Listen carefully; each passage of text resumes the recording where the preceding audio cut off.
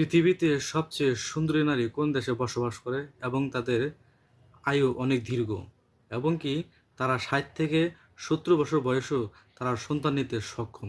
আজকে সেই বিষয় নিয়ে আলোচনা করব।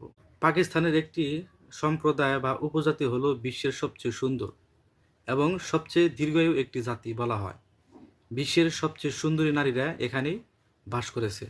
হানজা উপত্যকায় বাস করে বলে হানজা সম্প্রদায় নামে তারা পরিচিত। পাকিস্তানের কারাকোরাম পর্বতমালার কাছে হানজা উপত্যকার অবস্থান প্রাকৃতিক সম্পদে ভরপুর। এই উপত্যকায় বসবাসরত মানুষদের হানজা সম্প্রদায় হিসাবে আখ্যায়িত করা হয়। এই মহাবিশ্বে বিভিন্ন সম্প্রদায়ের মানুষ বাস করে। এক এক সম্প্রদায় তাদের নিজস্ব ভালো কিংবা খারাপ জিনিসের জন্য পরিচিত হয়ে থাকে। ঠিক তেমনিভাবে হানজা সম্প্রদায়ের ও তাদের নিজস্ব গুণের জন্যই পরিচিত। তবে তা অবশ্যই খারাপ নয়। হানজা সম্প্রদায় পরিচিত এখানকার মানুষের দীর্ঘায়ুর জন্য। অন্য দেশে যেই জায়গায় নারীদের গড় আয়ু ৬০ বছর, সেখানে হানজা সম্প্রদায়ের নারীদের গড় আয়ু ১৬০ বছরও বেশি। এখানে ৬৫ বছর বয়সী নারীদের দেখলে মনে হয় যেন ৩০ বছরের যুবতী। হানজা সম্প্রদায়ের মেয়েরা ৬৫ বছর বয়সেও সন্তান জন্ম দিতে সক্ষম থাকে। সেখানে গেলে দেখা যায় ৬৫ থেকে ৭০ বছর বয়সী পুরুষ নারী সদস্য জন্ম দেওয়া নবজাতক সন্তানদের বাবা মা হয়েছেন। পৃথিবীর একমাত্র সম্প্রদায় যেখানে মানুষ গড়ে ১০০ বছরের বেশি বেঁচে থাকে। শরীর, চেহারা, কাজ কোথাও তাদের বয়সের ছাপ থাকে না। এছাড়াও এই সম্প্রদায়ের নারীরা পৃথিবীর সবচেয়ে সুন্দরী নারী হিসেবে পরিচিত। এক কথায় এখানকার নারীরা চিরযুবতী।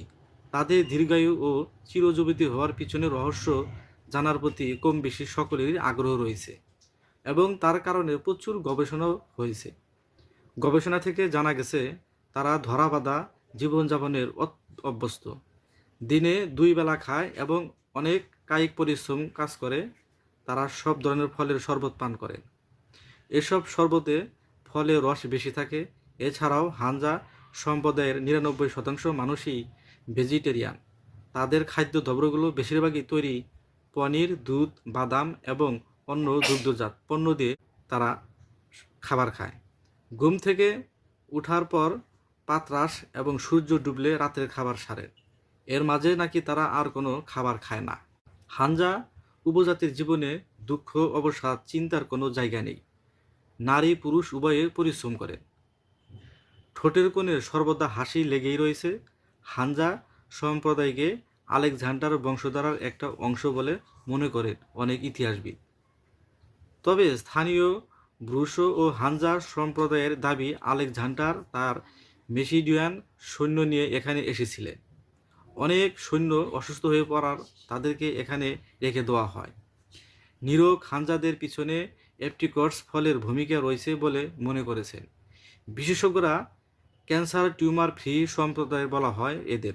অ্যাপ্রিকটস ফলের মধ্যে প্রচুর পরিমাণে এমিগডালাইন, ভিটামিন বি ১৭ রয়েছে, যা ক্যান্সার প্রতিরোধ সক্ষম। নিরোগ হানজাদের পিছনে অ্যাপ্রিকটস ফলের ভূমিকা রয়েছে বলে মনে করেছেন বিশেষজ্ঞরা।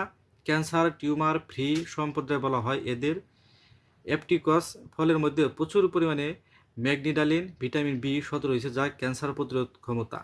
বছরে ২ থেকে ৪ মাস হানজা সম্প্রদায়ের অ্যাপ্রিকটস ফলের জুস ছাড়া আর কিছুই খায় না। এই রীতি তাদের বহু প্রাচীন আর এর জন্যই তাদের শরীরে কোনো রোগের বাসা বাঁধে না। বিশেষজ্ঞরা হানজা সম্প্রদায়ে ত্বক এত উজ্জ্বল কেন? তাদের মতে হিমবাহের জলে স্নান এবং পানীয় জল হিসাবে এই জলের ব্যবহারই এর কারণ। ত্বক উজ্জ্বল হওয়ার আরও একটি কারণ হলো হিমবাহের গরম জলের সঙ্গে তমরুম নামে এক প্রকার পাতা মিশিয়ে প্রতিদিন হার্বাল টি পান করেন এরা। এজন্য এরা সব দিক দিকেই তাদের আয়ু অনেক দীর্ঘ আয়ু হয় এবং বিশ্বের সবচেয়ে সুন্দরী নারী এদেরকে বলা হয়।